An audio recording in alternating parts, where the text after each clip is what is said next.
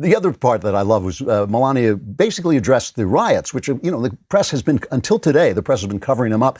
And she called for people to come together. There's cut 20. We still have so much to learn from one another. With that in mind, I like to call on the citizens of this country to take a moment, pause, and look at things from all perspectives. I urge people to come together in a civil manner so we can work and live up to our standard American ideals. I also ask people to stop the violence and looting being done in the name of justice. So Lester Holt, the anchorman at NBC, is shocked that she would attack looters. What's wrong with her? This got 6. She may have raised eyebrows when she talked about the need to stop looting in the name of justice. There will be those who will take offense at that, who are in the streets protesting, not necessarily looting. Yeah, so Kenosha, Wisconsin is on fire. Finally, this is breaking through. People are seeing it. Don Lemon is not happy. This is cut 8.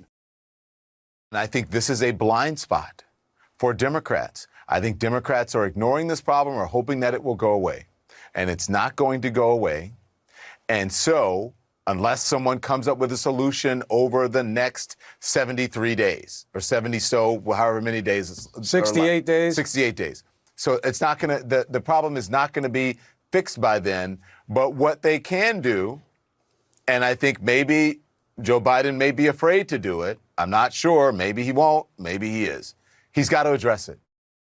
Because the polls are going bad. Governor Kate Brown of Oregon, she tweets, "Let me be clear, it's time for the violence and vandalism to end so Portland can focus on the important work to be done to achieve real change for racial justice. Those who have committed acts of violence will be held accountable."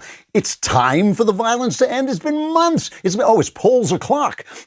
Polls. The hand is halfway past the polls, and we're titching, and suddenly we're losing, we had the whole media covering this up, and suddenly people aren't happy. All this, of course, is the shooting of Jacob Blake, which is still not completely, it looks to me like maybe it was a justified shooting. Here is Jacob Blake's mother saying she doesn't want this done in her son's name. Please don't burn up property and cause havoc and tear your own homes down in my son's name. You shouldn't do it. People shouldn't do it anyway. But to use my child or any other mother or father's child, our tragedy, to react in that manner is just not acceptable.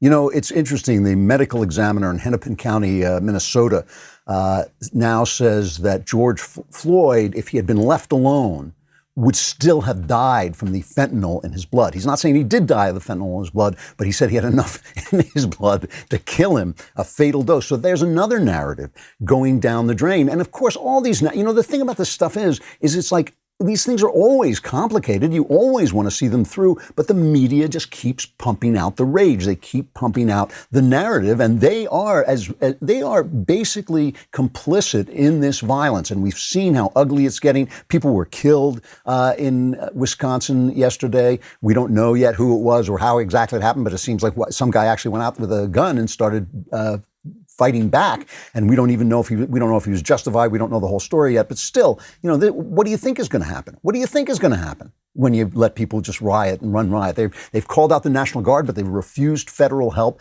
and now it's affecting the polls, and it's counter-programming to this so far excellently run convention, and now suddenly they're unhappy. Oh, what do you mean you don't like it when we burn down your house? Don't you know how racist you are? It ain't working. Everything is tickety-boo, including the massive growth of the Daily Wire YouTube channel. Be sure to hit the subscribe button and catch all our future videos right here on YouTube.